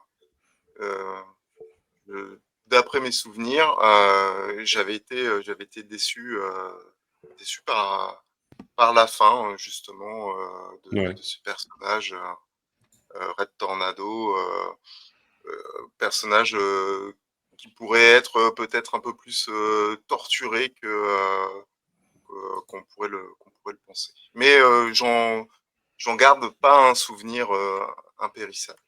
Ouais, après c'est peut-être pour ça aussi que c'est ressorti Ouais. chez DC Paperback et qu'ils n'ont pas fait une édition classique. Kevin, je crois que tu ne l'as pas lu. Siegfried, tu voulais peut-être rebondir un petit peu dessus et puis on passera aux notes. L'idée c'est d'enchaîner assez rapidement parce qu'on a quand même déjà 1h15 de podcast. Pour le coup, je trouve ça assez recommandable et je comprends plutôt l'intérêt de le ressortir, mais je le comprends pas dans la volonté de restructurer et de sortir moins de choses, mais dans l'absolu, c'est intéressant puisque ce qu'on appelle, pour le coup, le titre est assez maladroit parce qu'effectivement, la saga de Red Tornado, bon, comme Red Tornado, ça évoque pas grand-chose à grand monde et qu'en plus la couverture est assez générique puisqu'elle montre toute la Justice League, on sait pas trop ce que ça raconte exactement, alors que, comme on l'a dit, c'est plus ou moins la refonte de Justice League parce qu'en fait, ce que ça contient, c'est le début enfin, c'est tout le run de Justice League de Brad Meltzer. Donc, c'est les 12 premiers numéros, je crois, de la nouvelle série Justice League qui paraît du coup en 2006. Donc, pourquoi ne pas avoir appelé ça Justice League by Brad Meltzer ou que sais-je, enfin, un titre qui donne un peu plus envie que la saga de Red Tornado. D'autant que, enfin, Brad Meltzer, c'est quelqu'un que moi j'aime beaucoup. C'est notamment un scénariste qui a fait Identity Crisis, qui est un de mes récits DC Comics préférés. Et on retrouve un peu cette approche très noire du super-héroïsme, parce que dans pratiquement chaque histoire, il y a une énigme, un meurtre, enfin, c'est une approche qu'il aime beaucoup, mais qui rapproche aussi les super-héros d'une espèce de médiocrité humaine, d'attachement à la vie, de peur des petites choses, de mariage, d'union, enfin d'une espèce de vraie quotidienneté ou de volonté d'une quotidienneté des super-héros, et je trouve ça très intéressant. Et Meltzer, je trouve que c'est vraiment un grand scénariste en ça. D'ailleurs, le titre est trompeur parce que, bon, évidemment, la saga de Red Tornado, en fait, c'est à peu près un quart du volume. On a aussi, comme on l'a dit, un récit qui s'appelle Hier, aujourd'hui et demain, qui explique comment la Justice League se reforme et qui est très chouette. Mais on a aussi la saga de l'éclair et ensuite on a 2 récits un peu plus courts. Donc, pareil, pourquoi appeler ça la saga de Red Tornado alors que c'est pas l'intégralité et qu'en plus c'est un nom qui n'évoque rien. Et c'est même pas un nom marketing parce que c'est un nom qui n'a aucun poids publicitaire. Donc c'est un peu étrange. Le volume contient d'ailleurs aussi le récit Mur, pareil de Brad Meltzer, dessiné par Gene Ha, qui était donc aussi le dessinateur de Top Ten, notamment pour Alan Moore. Récit Mur qui avait obtenu un Eisner Award du meilleur fascicule, donc c'est quand même plutôt notable. Et plutôt chouette, vraiment une espèce de huis clos avec 2 super-héros qui sont enfermés, qui sont bloqués sous des décombres et qui essaient d'en sortir et qui sentent la mort approcher. Tout ça sur un fascicule entier. Et voilà, là, il y a une vraie dilatation du temps, une vraie méditation, enfin, c'est vraiment intéressant et ça reflète bien ce que Brad Meltzer essaie d'apporter au super-héroïsme. Et je trouve que c'est un scénariste qu'on oublie un peu aujourd'hui, alors que vraiment, il a tenté d'apporter quelque chose et il a apporté quelque chose, notamment dans Identity Crisis. Mais cette Justice League se passe assez bien dans la continuité d'Identity Crisis et je trouve que ça se lit très bien parce que ça teste cette espèce d'obscurité post-Watchmen et en même temps de vraie volonté de recréer un enthousiasme super-héroïque. Finalement, on est assez proche de Kingdom Come, qui est un peu dans ces années-là. C'est cette volonté d'un nouvel âge d'or super-héroïque où on tient compte de l'obscurité qu'a apporté Watchmen et sur laquelle on ne peut pas revenir. Objectivement, il y a quelque chose de sombre dans le super-héros, mais on essaie de montrer comment les super-héros parviennent à concilier cette obscurité avec une volonté d'apporter quelque chose de lumineux à la Terre malgré ses contradictions. Et Brad Meltzer s'inscrit vraiment dans cette lignée-là et produit quelque chose qui se lit vraiment très bien. C'est très narratif, c'est très dense en termes de psychologie de personnage. Je pense que ça initie un peu, enfin ça a dû être comme une sous influence, je pense, de quelqu'un comme Tom King, justement pour cette volonté de densifier la psychologie des personnages, de faire reposer ça sur un trait qui est assez lourd aussi, très évocateur. Enfin, moi je trouve ça vraiment très chouette et vraiment très recommandable. Ouais, et puis c'est beau Ok. aussi. Il y a Le récit. quelques récits un peu désuets, mais enfin Ouais. globalement ça reste très propre pour un récit qui a 20 ans, effectivement, c'est tout à fait moderne, ça s'y encore très bien aujourd'hui. Oui. Ok, je serais curieux d'avoir ta note. On va faire d'ailleurs le petit tour. Benoît, tu mets combien ce récit, toi? Ah, un bon 3,5. Allez, 3,5. Franck. Bah, du coup, c'est compliqué, hein, parce que les souvenirs que j'ai Ouais, par rapport au top qui est sorti, mais j'aurais mis 3, je pense. allez, 3. Soyons fous. Siegfried. En 4. 4, 4, 4. Bon, les amis, hein, vous le savez. Hein. 4, je suis Ah. obligé. Je suis obligé. Je veux dire, Mais vous voyez ce 4 comme un encouragement à lire des DC Crisis si vous l'avez pas fait, qui est vraiment des récits essentiels de DC Comics, y compris sur Batman. alors, Commencez par voyez-le ça comme ça. avant de lire Red Tornado. Voyez-le comme ça. Oui, ouais. On est que d'accord. Voilà. Il y a 2 alertes Siegfried dans une vidéo quand même là. 2 fois, c'est Ouais, c'est très rare. je pense que Après, c'est on a jamais fait 2 arrivé. mois en un. Alors, je Ah pense que ouais? c'est jamais arrivé et paradoxalement, ça, c'est historique alors qu'il y a aucun comics de ce mois-ci qui est un chef-d'œuvre. Hein, j'ai envie de dire. J'en ai eu des 5 C'est sur vrai. 5 quand même. Mais là, C'est- première fois qu'on la sonne 2 fois et pas un comics qui vraiment m'a ébloui au point de mettre 5 sur 5. C'est quand même. C'est quand même Soit. extraordinaire. Avant-dernier récit qu'on va traiter dans ce podcast, et on va essayer de faire vite parce qu'il est tard, mais Très tard. on enchaîne avec une sortie. On a hésité à le mettre, hein, pour tout vous dire, dans ce podcast, puis finalement on l'a intégré pour en parler rapidement. C'est Peacemaker, Tries Hard. Et j'avais mis Siegfried. Bah, c'est vrai que globalement, on parle des récits de la Suicide Squad. Et bon, bah, c'est à la fois intriqué à ça. Et c'est également le même Peacemaker que celui de la série de James Gunn. Enfin, on retrouve Ouais. vraiment une continuité d'écriture. Et c'est assez évident qu'il y a une volonté de continuité entre ces récits-là. Donc, ça se tenait quand même assez. C'est scénarisé par Kyle Starks, qui est un des grands scénaristes des Rick and Morty en comics. Et dessiné par Steve Pugh, qu'on avait plutôt bien aimé, parce que c'est lui qui avait fait Harley Quinn Breaking Glass. Donc, c'est un tournoi qui est plutôt intriguant. Euh, Après, le souci, c'est que c'est un comic qui est vraiment très agressif. Bon, on s'en doute un peu, hein, ça tourne autour de Peacemaker qui essaie d'être quelqu'un de bien mais qui est complètement débile. Et vraiment, on assume cette idiotie centrale du personnage au point de la répéter un petit peu lourdement. Bon, il adopte un chien et ce chien est kidnappé et du coup il va tout faire pour le retrouver. Bon, c'est une espèce d'intrigue à la John Wick mais avec Peacemaker à la place de John Wick. Disons qu'on a l'exact contraire en termes de QI et ça se sent. Du coup, c'est régressif et c'est débile, donc c'est plutôt dans le bon sens du terme parce que c'est divertissant, mais c'est pas divertissant au point d'être mémorable. Le souci, c'est que dans cette volonté d'être du coup assez adulte, hein, évidemment, on le sent, c'est pas du tout aussi riche que les adaptations de la série animée Harley Quinn. Et là, les comics Harley Quinn, la série animée, sont vraiment des merveilles. Et ça, je pense que les dernières alertes Siegfried, c'était lié à ça. Donc ça vraiment, je vous le recommande en termes de comics adultes, un peu jusqu'au boutiste, y compris dans les délires, y compris dans le gore. Ça paradoxalement beaucoup plus loin que ce Peacemaker. Donc c'est étonnamment très gentil. Ceci très gentil par rapport. En fait, Peacemaker, c'est vraiment un personnage qui aurait pu être scénarisé par Garcenis, par exemple, qui a notamment fait des Punisher, enfin, qui aime ces personnages un peu sales, parfois un peu simples, et qui aime s'en servir de prétexte pour des comics aussi gore et aussi dégoûtants que possible, aussi scatophiliques que possible. Et là, par rapport à tous ces standards qu'on peut avoir, c'est étonnamment gentil, alors même que pour le coup, on est dans le Black Label. Et je comprends pas cette retenue dans le Black Label par rapport, encore une fois, à des approches qu'on a déjà vues, y compris chez DC Comics, et qui sont allées nettement plus loin.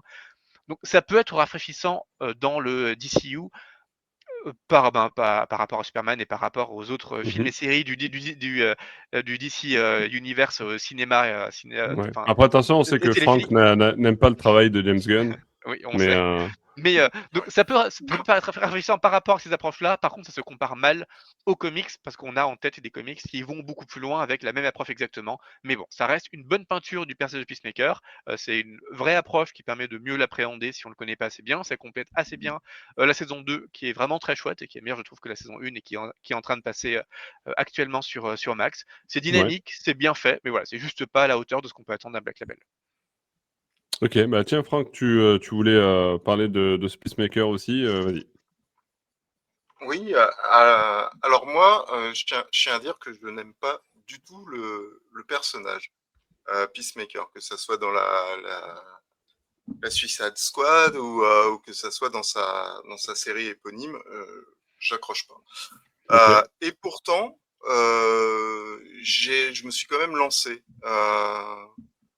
Ça se lit, mais c'est pas non plus quelque chose de transcendant. c'est drôle 5 minutes. Je trouve ça assez redondant. C'est du James Gunn, quoi.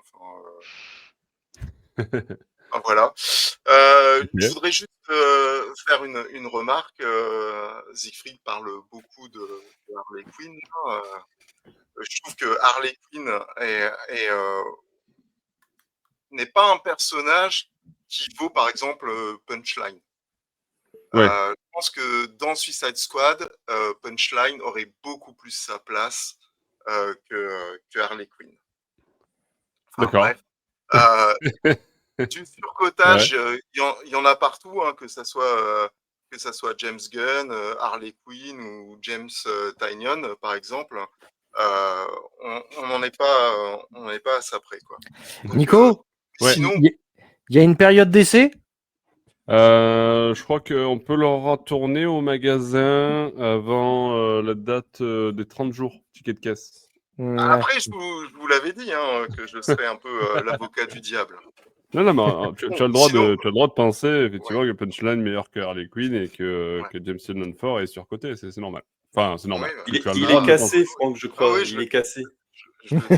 Non, mais pour revenir sur Peacemaker, j'ai commencé à le lire, je me suis arrêté, mais je dis pas que je vais pas y retourner un jour, mais ça sera pas ma priorité. Il y a il y a beaucoup de clins d'œil, hein, dedans, notamment avec John Wick. Le clin d'œil, il est Ouais. gros comme les muscles de Peacemaker. Mais voilà. Mais j'ai été comparé à la série et aux personnages que je voyais dans Suicide Squad. On va dire que je préfère le comics quand même. Ok. Je crois que c'est Benoît qui l'a lu aussi, non? Ouais, je l'ai lu, bon, il y a un petit moment. Ça m'a pas laissé un souvenir impérissable. Je me souviens plus des Ouais. détails de l'histoire, et cetera. C'est pas une mauvaise lecture, c'est pas le truc que j'irai acheter, mais étant donné que ça suit la sortie de la série, qui est très bien d'ailleurs, la seconde saison, j'ai regardé le 3e épisode là ce week-end. Franchement, ça envoie et on sent qu'ils ont un amour pour le personnage. Sur ces personnages cassés et qu'ils essayent de réhabiliter d'une certaine façon. Et donc, ouais, voilà, ça accompagne bien la sortie de la série. C'est un Ouais. personnage qui n'est pas non plus le plus intelligent. Comme on dit, on l'aime bien au village, il court après les feuilles, quoi. Mais voilà, ça se laisse lire. Ok. Peacemaker, ouais, j'ai l'impression qu'on va pas être sur une note de malade non plus, même si c'était pas trop mal. C'est quoi ta note pour toi, Benoît? Allez, je vais être gentil, je vais mettre un 3. Allez, un 3. Franck, pour toi? Un 3 aussi. Un 3 aussi et Siegfried.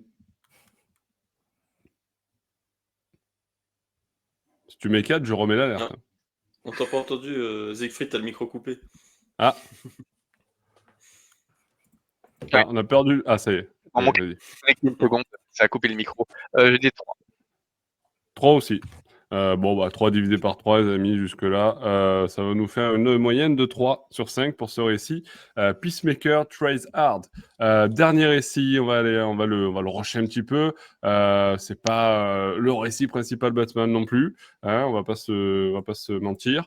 C'était le Jenny Sparks, les amis, de Tom King, paru sous le label du Black Label. Et du coup, j'avais prévu Benoît pour Jenny Sparks.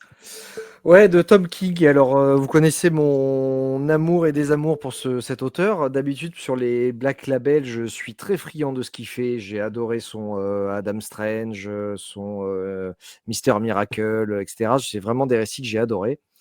Jenny Sparks, c'est un personnage que j'aime beaucoup, parce que je suis un fan inconditionnel de The Authority, le comics, de Stormwatch un petit peu aussi, beaucoup moins, mais The Authority, j'aime beaucoup. Donc, c'est un personnage qui est le leader d'une équipe qui s'appelle donc The Authority, je reviens, je suis désolé, qui est une bande de super-héros qui sont des jusqu'au boutiste, on va dire. C'est ils vont voir un dictateur qui est en train de martyriser son peuple, ils y vont, ils le fracassent, et puis c'est terminé. Voilà, ils cherchent pas de compromis, ils sont pas là pour tergiverser, ils y vont, ils défoncent, et puis c'est tout. Ils font face aussi à beaucoup de menaces interdimensionnelles ou de terrorisme, de choses comme ça. Donc, c'est des récits qui sont très intéressants et je vous invite grandement à les lire si vous ne les avez pas lus. Bref, d'un personnage, Jenny Spark, qui meurt quand même dans la série The Authority, puisqu'elle est l'esprit du XXe siècle. Et évidemment, dès que c'est le 31 décembre 1999, bim, elle meurt. Et là, il la faut revenir donc au 21e siècle pour affronter une menace qui s'appelle Captain Atom, qui a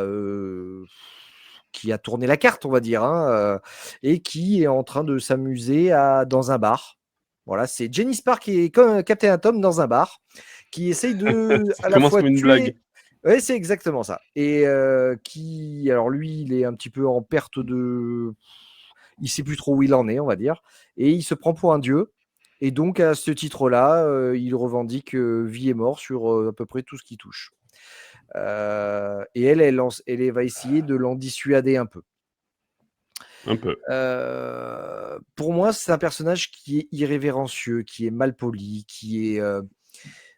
Et je sais plus comment exactement le définir, mais Tom King fait en sorte qu'elle ait, on va dire, un traumatisme après son réveil au 21e siècle, puisque effectivement, elle a rien à foutre là.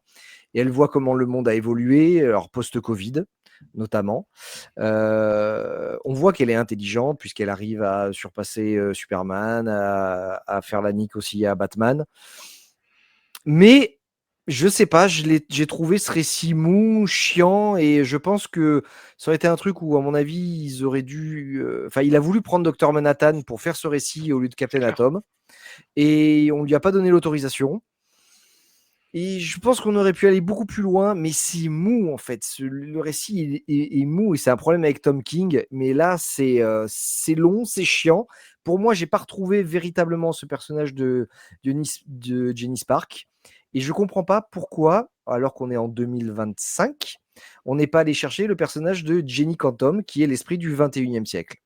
Voilà, et qui est la successeur de Jenny Spark. Il y a plein de trucs comme ça où pourquoi aller rechercher un personnage en plus qu'on n'a pas vu depuis des années pour en faire quelque chose qui est pas terrible, alors qu'il y a un personnage qui pourrait être vraiment développé à partir de maintenant. Voilà, j'ai été très déçu moi par ce récit. Je comprends, il y a plein de bonnes volontés, il y a plein de volonté de faire quelque chose, mais ça m'a déçu sur la finalité. Ouais. Et toi, Kevin, t'as aimé? Non, moi j'ai lâché j'ai lu 2 chapitres et franchement ça m'a dégoûté quoi. Je me suis dit non, comme l'a dit Benoît, c'est trop mou et chiant à lire, donc j'ai lâché l'affaire. Ouais. Ok. Siegfried, tu voulais peut-être rebondir aussi dessus? Oui, bon, déjà, effectivement, on sent cette frustration, je suis entièrement d'accord, et c'est palpable dans tout le récit, hein, qu'il y avait une volonté de la part de Tom King de faire un récit sur Manhattan. Je pense qu'il a été dégoûté que John Jones fasse 12 Clock, qui est vraiment la méditation de Manhattan par rapport à Superman et par rapport à ce que ça apporte Lucifer, c'est qui est complètement une réflexion Tom King, et je pense qu'il aurait aimé faire ça. Là, malheureusement, il doit se repaître et se contenter de Captain Atom. Captain Atom, qui est donc créé par Ditko dans Charlton Comics et qui est la source d'inspiration de Dr. Manhattan. Dr. Manhattan aurait dû être Captain Atom avant que DC dise à Alan Moore, ah ben non, tu veux tuer tout le monde. Crée un nouveau personnage en t'inspirant de Captain Atom, mais prends pas Captain Atom directement. Donc voilà, il y a une filiation qui est assez évidente et un peu méta, mais qui est assez claire. Le problème, c'est que c'est un peu survendu. Le quatrième de couverture compare carrément la réflexion sur la toute puissance de ce récit avec celle de Watchmen. On va se calmer tout de suite. D'autant que, pour le coup, Tom King, c'est pas quelqu'un qui livre, je trouve, des méditations politiques, philosophiques très intéressantes. Et je trouve qu'il se prend un peu trop pour Alan Moore, par exemple, mais de façon un peu trop verbeuse. C'est quelqu'un qui aime beaucoup parler, et parfois, je trouve que c'est très bien quand ça raconte quelque chose sur les personnages ou que ça crée des situations. Mais quand ça tente de réfléchir, c'est d'autant plus verbeux que c'est assez creux, c'est des grandes phrases un peu vaines dont finalement on ne retient pas grand chose. Et le problème, c'est que je pense que c'est une des choses qui a pu décevoir mes collègues aussi, c'est que du coup les personnages parlent beaucoup et que King est très content de les faire parler et se croit vraiment intelligent dans ce qu'il leur fait dire. et ça marche pas vraiment, d'autant que bon, Jenny Sparks, bah, c'est un peu une sale gosse, donc elle est un peu dans l'invective, alors que Captain Atom, c'est un peu à Manhattan, donc il est un peu déconnecté de tout ça. Donc du coup, entre le personnage qui se croit trop cryptique et trop intelligent, et la sale gosse qui est surtout dans l'insulte, ça donne pas des dialogues qui sont forcément très intéressants. Tout ça essaye d'être très moralisateur, beaucoup plus que politique, et c'est un peu vain. Par contre, ça sait être très bon quand ça raconte par l'image, quand ça se contente d'être dramatique, de raconter quelque chose, parce que ça reste du Tom King. Tom King est très bon là-dedans. Pour le coup, c'est la première fois, je crois, qu'il collabore avec Jeff Spokes, mais encore une fois, c'est un des dessinateurs dont il tire le meilleur, parce que Jeff Spokes fait du Tom King, et Tom King, on sait que c'est un des miracles de Tom King, c'est qu'à chaque fois, il sait tirer de ses dessinateurs du Tom King, avoir un style Tom King, alors lui-même que lui est scénariste, mais on sent une espèce de rapport à la séquentialité, une densité dans la narration des cases, de la manière dont les cases se suivent et racontent quelque chose qui est vraiment typique de son art et que pour le coup il maîtrise vraiment très bien. Et en ça, Jenny Sparks c'est vraiment une espèce de comble de Tom King, parce que voilà, effectivement c'est presque l'intégralité du volume se passe pratiquement dans un bar, et donc il faut évidemment cette espèce de génie séquentiel de Tom King pour rendre ça dynamique, vivant, complexe et dense, malgré cette espèce de facilité ou de vanité du thème, mais malheureusement, tout ce génie est au service de quelque chose qui est un peu vain dans le discours, qui est verbeux, qui est long, qui est lent, et qui est un peu prétentieux, et qui ne rend pas vraiment honneur ni à Tom King, ni à Jenny Sparks. Après, je comprends qu'on ait pris Jenny Sparks, parce que bon, Tom King, évidemment, voulait prendre un personnage qui est connu, pas Jenny Quantum, qui n'est pas encore identifié, et dont en plus, je soupçonne qu'elle est gardée de côté par James Gunn pour l'introduire dans le film The Authority, qui n'aura sans doute jamais lieu. Même il devait sortir. Au cas où. Il devait sortir normalement dans 1 an ou 2, ça faisait partie des premières annonces. À mon avis, c'est une annonce qui était faite pour exciter vraiment les gens autour du projet de James Gunn. Et évidemment, c'est le premier projet dont James Gunn a dit qu'il avait été mis entre parenthèses, comme par hasard. Évidemment, c'est trop complexe pour s'inscrire dans ces projets, donc j'ai quelques doutes. Mais voilà, à mon avis, il a quand même piloté ça pour que, pour l'instant, on se contente de Jenny Sparks, c'est un personnage un peu nostalgique qui parle beaucoup aux personnes qui ont lu évidemment les Warren Ellis et Mark Millar, donc The Authority et Stormwatch, autour de ce personnage-là, pour avoir cet esprit très british. Et il y a peut-être un clash aussi entre l'esprit british de Jenny Sparks, qui évidemment était bien cristallisé par Warren Ellis et par Mark Millar, et l'esprit beaucoup plus états-unien de Tom King, qui ne parvient pas à en faire un personnage aussi insolent politiquement qu'il le faudrait. Juste lui faire dire des jurons, c'est pas très intéressant. Et tout ça, encore une fois, voilà, c'est au service d'un discours moralisateur. Et je préfère Tom King qui ne prétend pas tenir un discours, mais qui laisse l'histoire tenir un discours à sa place. Là, il tente des dialogues qui se veulent intelligents et qui prétendent nous faire la leçon à nous, lectorat. Et non, je suis désolé, pour le coup, ça marche vraiment pas. Et c'est dommage, parce que vraiment, en termes de dessin, il y a des choses très puissantes qui peuvent se passer par moment, parce que Tom King vraiment pilote très très très bien Spokes, aussi bien qu'il a pu piloter les plus grands dessinateurs de sa carrière, mais voilà, c'est un peu pourri à mon avis, ce qui est la prétention de Tom King à faire un récit plus grand qu'il ne l'est réellement. Ouais, je crois que Franck, toi, tu as pas lu ce récit parce que tu as Non, préféré aller au cinéma voir les 4 Fantastiques. Alors, en fait, et ce qui est drôle, c'est que justement, en fait, en parlant de Jenny Sparks, ça fait penser à The Authority, moi qui me fait penser donc du coup à The Midnighter, et en regardant les quatre Fantastiques, je me disais, ah, je le verrais bien dans un rôle comme ça. Et en fait, au fur et à mesure, je me disais, mais quitte à ce que James Gunn, aussi mauvais soit-il, choisisse un acteur, autant choisir le meilleur acteur pour Batman, qui est à l'heure actuelle Pedro Pascal. Et je pense qu'il a vraiment... non, mais... Est-ce que tu peux argumenter? Vrai, Est-ce que tu peux argumenter? Alors, pourquoi il serait un excellent Batman? Tout simplement parce que c'est Pedro Pascal. Je pense même pas qu'il ait besoin d'argumenter plus que ça, quoi. Et vous savez quoi, même Pedro Pascal, je le verrais bien en futur Spider-Man. Non, faut pas déconner non plus. Pas en futur Spider-Man, mais en plus ancien, ouais. Bien sûr. Voilà. Bien sûr. Alors, je n'ai pas demandé les notes. On va finir sur ça. C'est la fin de ce podcast. Jenny Sparks, du coup, les notes, Benoît. 2. 2 pour Benoît. Siegfried. 2,5. Allez, 2,5. Et Kevin. Ouais, j'ai lu que 2 chapitres, alors moi je dirais 1. Du coup, tu mets quoi? Tu mets 1, t'as dit? Alors, Bruno nous dit Ouais. 4. Ah oui, c'est vrai, 1. Et Ah oui, Bruno, Bruno c'est dit vrai que 4. Bruno a donné sa note, 4. Donc ça, divisé par 4, les amis, ça nous fait une moyenne de 2,5 presque. Presque 2,5 pour Jenny Sparks. Voilà, vous avez les notes de ce récit. Et avant de conclure, du coup, parce qu'effectivement, on arrive au bout de ce podcast qui était interminable, il était long, il est tard, je suis Horrible. fatigué, demain je me lève tôt, mais vous avez peut-être entendu des dingueries dans ce podcast, signé Franck. Vous avez peut-être entendu Batman Superman World Finest tome 6, c'est le meilleur bouquin que j'ai jamais lu. Vous avez peut-être entendu aussi Joel Schumacher est un réal de génie, ou encore James Gunn est mauvais, non? Vous avez peut-être aussi entendu Punchline est un meilleur personnage qu'Harley Quinn, ou encore James Tynion Ford est surcoté de fou. Ce qui est vrai. Hein. Et enfin, Pedro Pascal est certainement le meilleur choix pour le prochain Batman au cinéma. Eh bien voilà, tout ça, c'était bien entendu le bizutage de Franck qu'on lui a demandé. Mon Donc on mea lui a culpa, demandé de placer désolé. cette phrase-là dans ce podcast. Il s'est Et exécuté. il a réussi. Il a réussi. On te félicite, Franck, Horrible. pour ce joli bizutage. Voilà. Bravo à toi. Tu es officiellement intégré. On te renverra pas lors de la prochaine AG. Voilà, bien entendu. Alexandra a quand même dit que oui, hein, elle le vire quand même. Ah oui, elle a dit qu'elle virait quand même. Bon, écoute, voilà, ça Dans tous les sera cas. discuté. Ça sera discuté. Sur ce. Bon, en tout cas, merci Franck pour ta première participation à nos podcasts. Ouais, Merci merci à vous Benoît, tous. merci Siegfried, merci Kevin, merci à Bruno et à Alexandra qui étaient là également. À tous pour votre participation à ce podcast, et merci à tous ceux qui ont eu le courage de nous écouter jusqu'au bout. 1h40 de podcast, c'était long.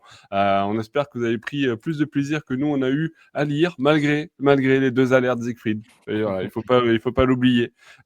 Si ça vous a plu, n'hésitez pas, comme j'oublie toujours, mais n'hésitez pas à mettre des petits pouces bleus, des petits likes, des petits commentaires, à donner vos avis, que ce soit sur YouTube ou sur Batman Legends ou sur les réseaux sociaux, à propos de tous ces récits que l'on a évoqués dans ce podcast. Et les amis, on se retrouve très bientôt pour de nouvelles aventures de Batman. Ciao, ciao, ciao. C'est tout le monde. Ciao, à Salut. bientôt. Salut.